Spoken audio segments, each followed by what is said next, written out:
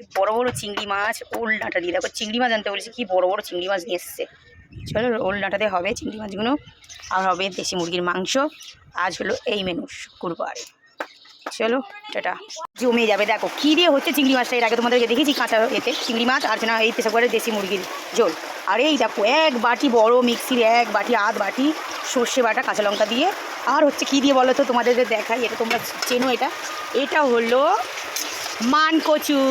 এই মানকচু বলছি, ওল ডাঁটা, সরি রোল ডাঁটা। রোল ডাঁটা দেখো বাজারে বিক্রি হয় ওল ডাঁটা, কিন্তু বাজারের নয়, এটা আমাদের গাছের।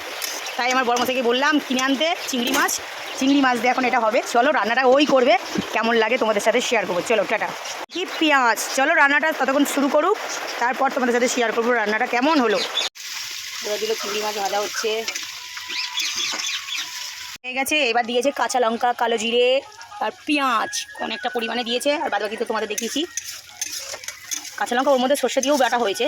এইবারে দেবে সর্ষে বাটা, তারপর ওই শাকটা কী বলে ওলের ডাঁটা দিয়ে, তারপর মাখাবে, মাখা নামাবে। চলো হলুদ লঙ্কা গুঁড়ো দেবে নাকি না, বেশ কাঁচা লঙ্কা পেঁয়াজ কালো জিরে দিয়েই কাজটা সারবে, আর না সর্ষে বাটা কাঁচা লঙ্কা দিয়ে, আর কোনো মশলা পড়বে না। কালো জিরে খেতে দুর্দান্ত লাগবে, গরম ভাতের সাথে না একটা তরকারি দিয়েই ভাত খাওয়া হয়ে যাবে।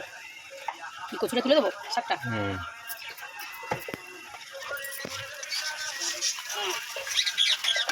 এবার পড়লো ডাঁটা, ওল ডাঁটা, আর আমি ভাজি খাই চিংড়ি মাছ ভাজা। চলো করুক ততক্ষণ, তরকারিটা পরে তোমাদের সাথে দেখানো হচ্ছে কেমন হচ্ছে তরকারিটা। না তো হয়ে গেছে, এরকম মাখা হবে।